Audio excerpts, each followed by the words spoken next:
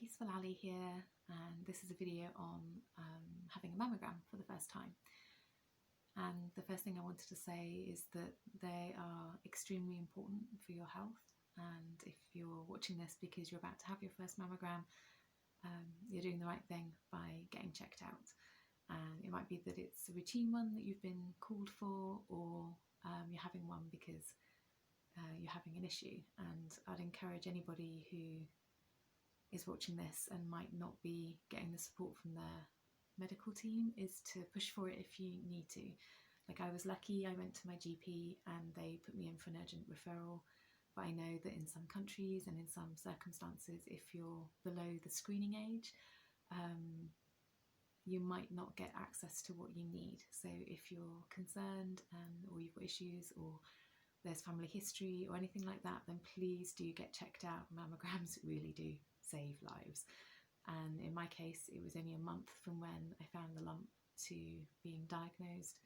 And it's partly being able to get quick access to a mammogram and an ultrasound for me that was able to confirm that. And I can't stress enough how important it is to check regularly, know yourself and know your lumps and bumps, and get access to a mammogram if you need to. So that's my that's my starting gambit. So in terms of the practicalities, I hadn't had one before. I spoke to people I knew who that had, and they were able to describe it quite clearly for me. I had a little look online to see if there was any other advice that would help me. So just in terms of the basics, your boobs are going to be put in kind of like in a vice. Like, there's no way you're getting around this. You're going to be in a dark space with a machine that looks like a kind of robot sandwich, and your boobs are going to be in that sandwich. So just prepare yourself for that. So for the standard mammogram, the person who's assisting the mammogram will help adjust and get your boob in the place it needs to be, and then each breast will be compressed kind of horizontally and then vertically. So in that time, it's about 10 seconds when there's going to be that pressure on, and during that time you need to hold your breath. So you're going to be kind of wrapped around this machine, and if you think like where the breast tissue kind of starts from is quite high, like just where your pecs are here, and for me, my the lump that I could feel was here. So if you think they've got to get as much of this tissue in this vice, it does take a little bit of manoeuvring, and they are going to have to kind of handle your boobs and get them in the position. And then once you're in that position, you may need to rest your arm around the machine, so it kind of feels a bit like you're hugging the machine and leaning slightly in, but that's to get as much of this tissue in as possible. And the more that they can see, the more they're able to detect on the scan. So that's all to the good. So some advice kind of leading up to it is, one, if like me, you're going in because you've got issues, you might want to take a painkiller, or if you've got sensitive breasts, it's a good idea to take a painkiller because it is not the most comfortable thing in the world. I also asked for them to do my left breast first because that one didn't hurt, so I could get used to the sensation of the squeezing without having any pain, and then when they came to do the one that was painful, I knew what to expect. So in terms of the length of time, it doesn't take too long to actually do the scans. It's mostly just trying to get you in the right position. But they're specialists at doing it, they do it every day, they're going to take really good care of you. So definitely take a painkiller if you need to. Something I didn't do that in hindsight I would have done is, if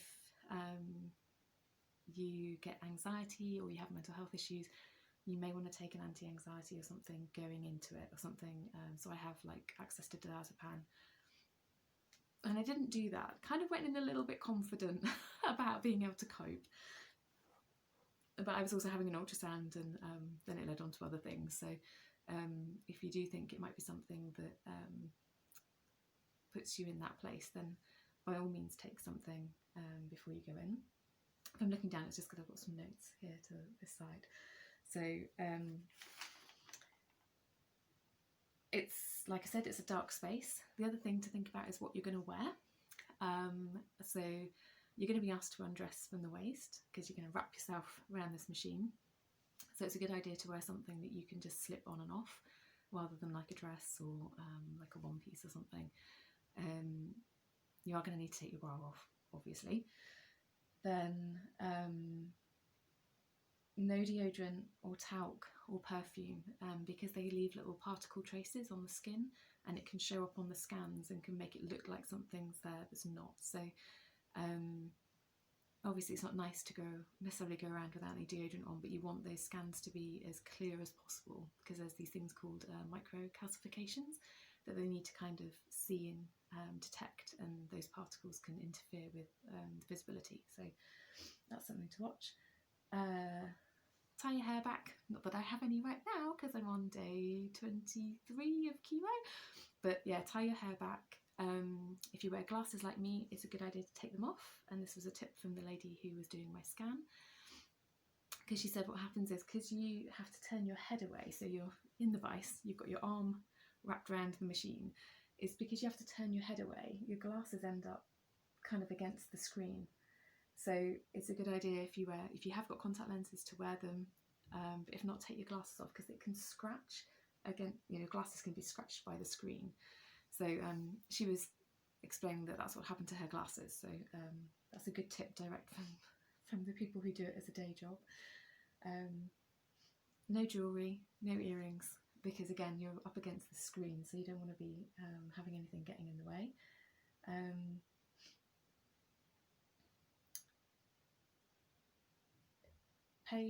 The other thing is to pay attention to where your feet are.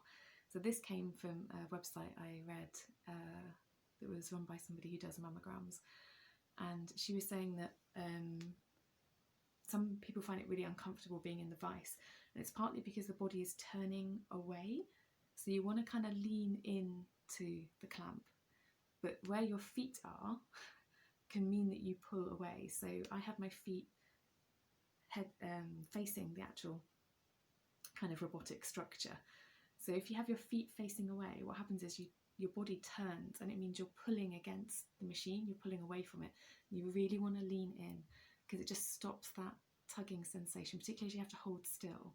So they just said just watch where your feet are in space.